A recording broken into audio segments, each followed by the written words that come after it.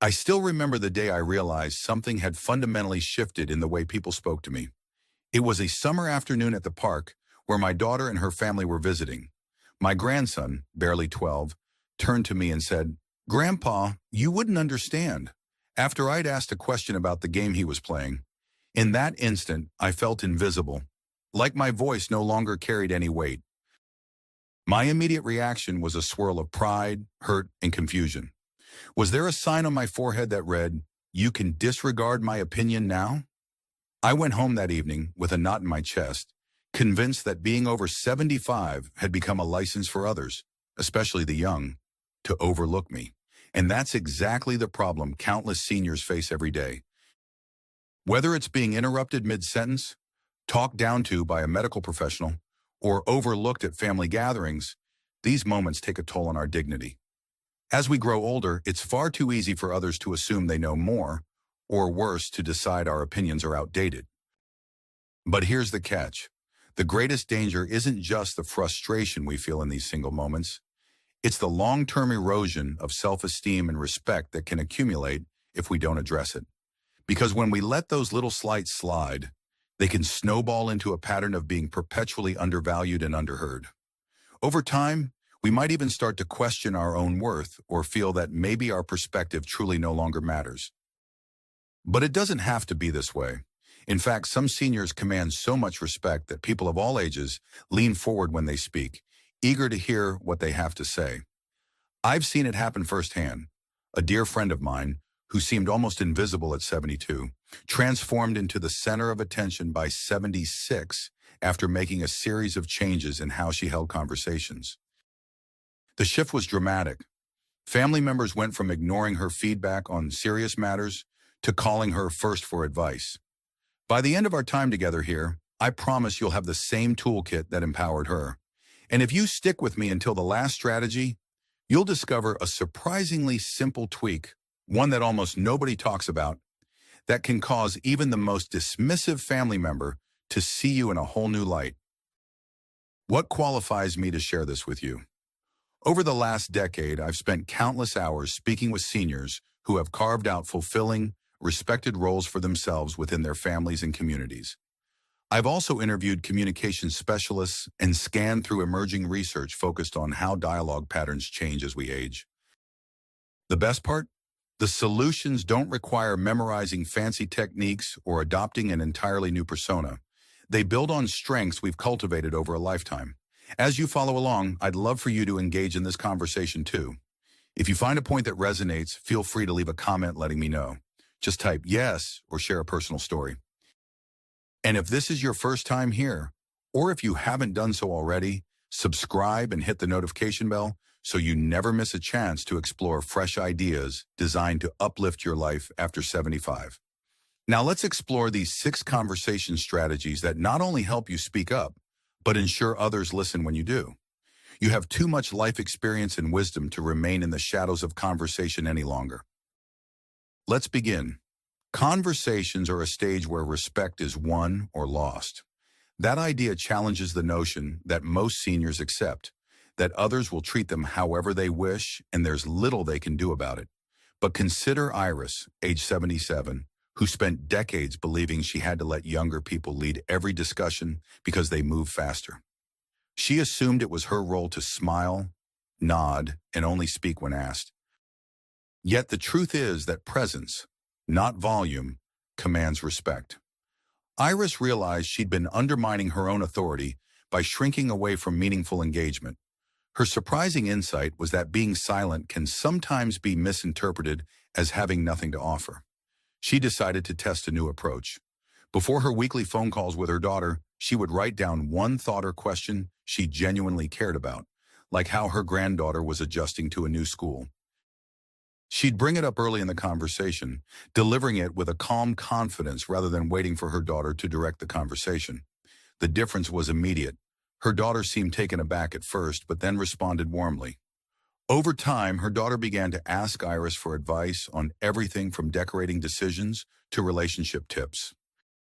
It's a small but profound shift, preparing one key question or statement that genuinely matters to you. That simple act of readiness sends a signal that you're not just passively waiting to be addressed, you're steering the conversation. And the emotional benefit is profound.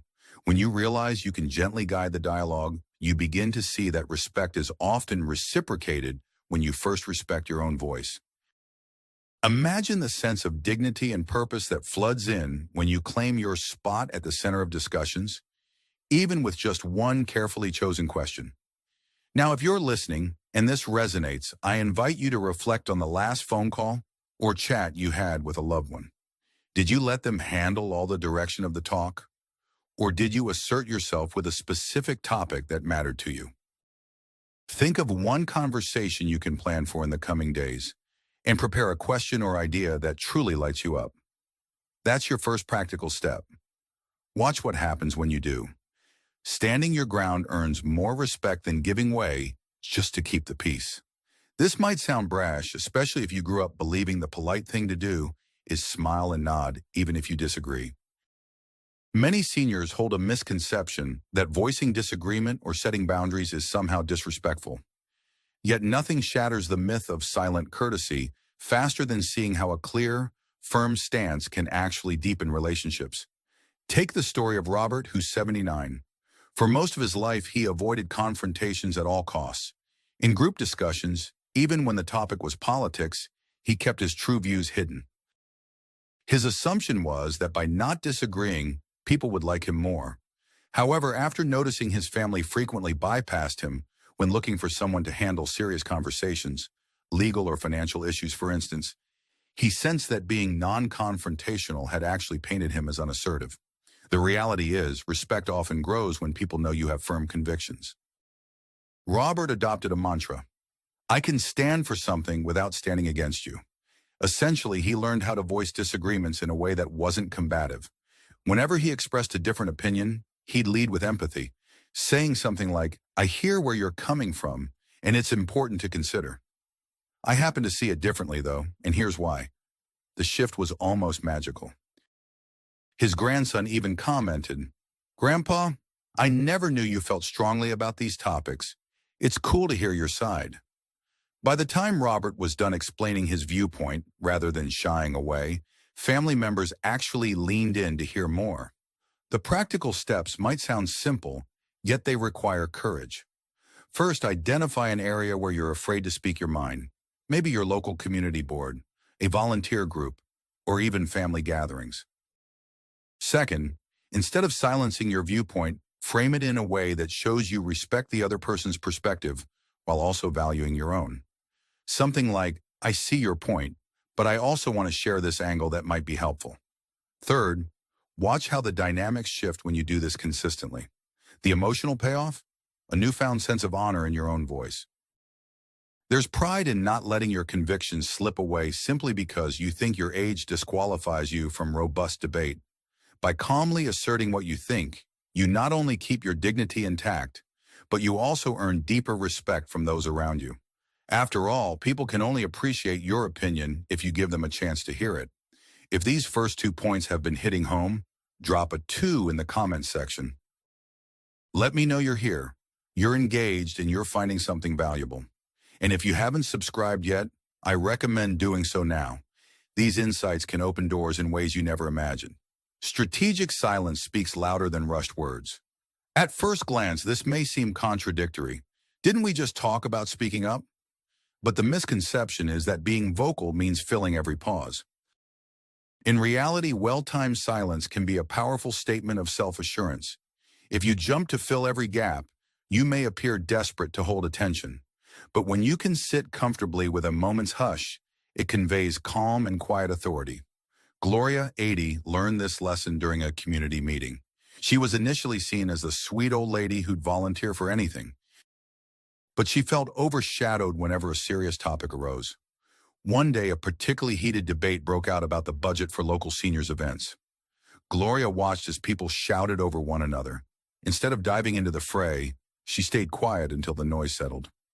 Once there was a natural lull, Gloria calmly said, "May I share something I think we're overlooking?" The room turned toward her in unison. Because she'd allowed the clamor to subside, her voice landed with a certain gravity. That single statement changed how everyone saw her. From that moment on, they looked to her whenever the conversation got chaotic. Her surprising insight was that strategic silence isn't about never speaking. It's about choosing your moments. It's almost like the pause creates a vacuum that others naturally want you to fill. When you do speak after a moment of quiet, your words gain extra weight. Similar to how a drum solo after a long silence in music captures everyone's full attention. To apply this in your daily life, try noticing when people start talking over each other or when someone else is hogging the floor. Instead of immediately trying to break in, wait. Make eye contact with those you want to address, and when you do speak, begin in a lower, calmer tone. This method draws listeners in, compelling them to lean forward rather than tune you out. Emotionally, this approach leaves you feeling centered rather than frantic. There's genuine dignity in knowing you can hold your ground without forcibly grabbing the spotlight. It also teaches others to respect your timing. The next time you find yourself in a lively discussion, perhaps a family debate about holiday plans or a church committee meeting, resist the urge to cut someone off. Let the conversation ebb, then bring your voice in at precisely the right moment. Curiosity can disarm critics faster than defense. Most seniors think they have to prove their points through logic and argument, especially if they're feeling challenged. But consider how different a conversation feels when you respond with a thoughtful question rather than a defensive statement. The surprising truth is that asking questions can expose hidden assumptions, bridge gaps, and help you maintain a position of confident calm. Think of Harold, 82, who felt belittled every time his son corrected him about technology. Harold initially tried to defend himself by listing all the times he'd used a smartphone effectively or managed an online bill payment without help. Yet the more he defended, the more his son seemed to take on the role of teacher, pushing Harold into the role of a perpetual student. Frustrated, Harold decided to experiment. The next time his son criticized how he was handling a new app, Harold didn't jump to prove himself. Instead, he asked, "What specifically should I do differently? And how do you usually handle this?" His son blinked, momentarily caught off guard. Suddenly, the conversation shifted to collaboration instead of confrontation. Harold's son was no longer the authority, telling him what to do. Instead, they started acting like partners, each learning from the other. Curiosity doesn't mean surrendering your stance. It means inviting the other person to explain or clarify. This can reveal misunderstandings or even ignorance on their part. It also keeps you from getting emotionally cornered because you're not defending, you're exploring. When used correctly, curiosity is like a key that unlocks mutual respect. The practical advice is straightforward. Whenever you feel attacked or belittled, pause and ask a clarifying question. Something like, "Could you help me understand what you mean by that?" Or, "What led you to that conclusion?" This approach can be especially powerful in heated family debates or whenever someone speaks to you in a patronizing tone. The emotional payoff is huge because you remain in control of the conversation's flow. You're not being drawn into a defensive posture. Instead, you're steering the discussion in a direction that can reveal new information or highlight oversights in the other person's argument. And if you're finding these points valuable so far, share a quick 4 in the comments below. It helps me know you're here, engaged, and ready to keep learning. Also, if you haven't yet subscribed, now's a great time. You won't want to miss the next tips coming up. Speak to the future, not just the past. This idea runs counter to the common belief that seniors are primarily keepers of history and nostalgia. While shared memories can be powerful, always anchoring your conversations in the past can subtly send the message that your best days are behind you. Younger people may then assume you're out of touch with the present or uninterested in tomorrow's possibilities. Yet the truth is, you have every right to be a visionary. Look at Maria, 76, who used to talk constantly about how things used to be cheaper or simpler. Her grandchildren loved her stories at first, but eventually they saw her as a living time capsule rather than a source of modern insights. One day, Maria decided to pivot. During a family discussion about upcoming travel plans, she proposed they all try an eco-friendly travel initiative she'd read about. Her surprising twist wasn't how she used to travel in the 1960s. It was a fresh idea for the future. Her family's faces lit up. Suddenly, Maria wasn't just a voice from the past. She was a partner in planning an exciting adventure. If you want to implement this strategy, identify at least one future-oriented topic that interests you. Maybe it's a new technology, a local community project, or a personal goal like taking an online class in creative writing. In your next conversation, bring it up. Ask others for their thoughts, share your aspirations, or even express a little concern about potential obstacles. The point is to show you're not done growing or dreaming. This subtle shift from "I remember when" to "I'm looking forward to" can radically change how others perceive you. The emotional reward is that you start feeling like a collaborator in what's to come rather than a relic of what's past. There's a surge of pride in knowing your age is an asset, filled with wisdom and not a reason to bow out of shaping tomorrow. You also inspire younger people to see aging not as a decline, but as a stage ripe with possibilities. Visualize the moment you throw out a fresh idea and watch the surprise on someone's face. No longer do they see you as stuck in the past. Instead, they see a forward-thinking, relevant individual who demands respect. Empathy is the secret sauce that transforms confrontation into connection. People often assume that respect is all about winning arguments or having the last word. But the surprising truth is that demonstrating genuine empathy, showing you understand where the other person is coming from, can be an even stronger way to command respect. Because when someone feels seen and heard, they become more open to seeing and hearing you. Consider James, 78, who had a rocky relationship with his adult daughter. They frequently clashed over everything from political views to how the grandchildren should be raised. James was deeply frustrated, convinced that if he just stated his points more forcefully, his daughter would finally respect his experience. But it only made her more defensive. Then in a counseling session, James was encouraged to repeat back what he thought his daughter was feeling, just to let her know he understood her viewpoint. Although it felt unnatural at first, he tried it. "I hear that you're worried about the kids seeing too much screen time, and you feel like my suggestions might be outdated."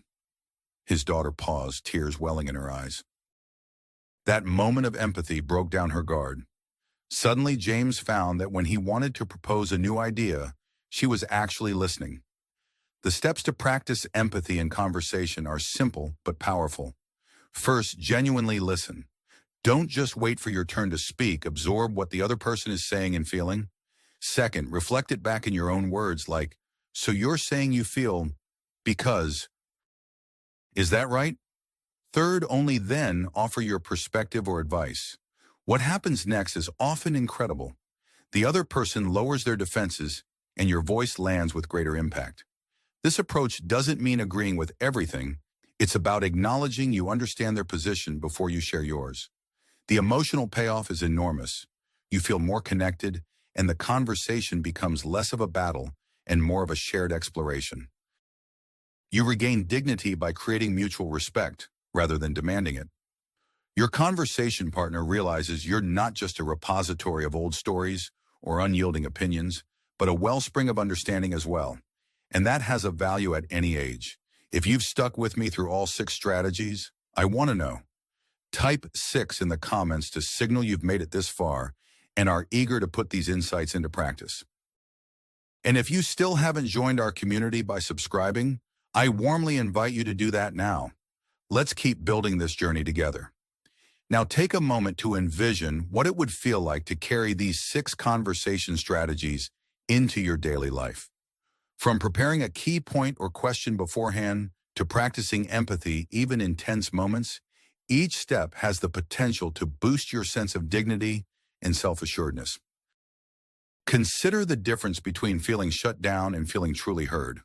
That sense of being valued is priceless, and the wonderful part is that you already have all the raw materials needed: your lifetime of experience, your unique perspective, and your desire to remain fully engaged with the world around you. Yet as with anything worthwhile, there's urgency in beginning to apply these insights. The longer you wait, the more you risk allowing unspoken frustrations to accumulate, possibly dimming your light in the eyes of those who matter most. Picture yourself at the next family gathering, group meeting, or even a casual chat with a neighbor. Are you going to shrink away, letting others overlook the rich wisdom you have to offer? Or will you step into these strategies, choosing your words and silences with intention, sharing a future vision, standing firm when needed, and listening with enough empathy to disarm opposition? Take a few seconds to consider which one of these strategies resonated with you the most. Was it the idea of strategic silence, or did you connect more with voicing disagreements in a respectful yet firm way? Perhaps you're excited about pivoting conversations toward the future, demonstrating that you still have big dreams and insights. Think about the conversations coming up in your own life: a doctor's visit, a call with your grandchildren, or a neighborhood council meeting. How will you incorporate these principles? Imagine yourself confidently guiding the flow of dialogue, gently but firmly stating your perspective, and watching people respond to you with genuine interest and newfound respect. There's power in making a small commitment. If you feel drawn to one specific approach, maybe it's preparing a single question for your next chat. Resolve to do it now. Write it down on a sticky note or put a reminder in your calendar. These little micro steps build momentum, and momentum transforms intentions into lasting change. If you found even one useful idea here, I'd love to hear about it. Share in the comments which strategy stood out to you and why. By doing so, you'll not only reinforce your own learning, but also help others see they're not alone in wanting more respectful, engaging conversations.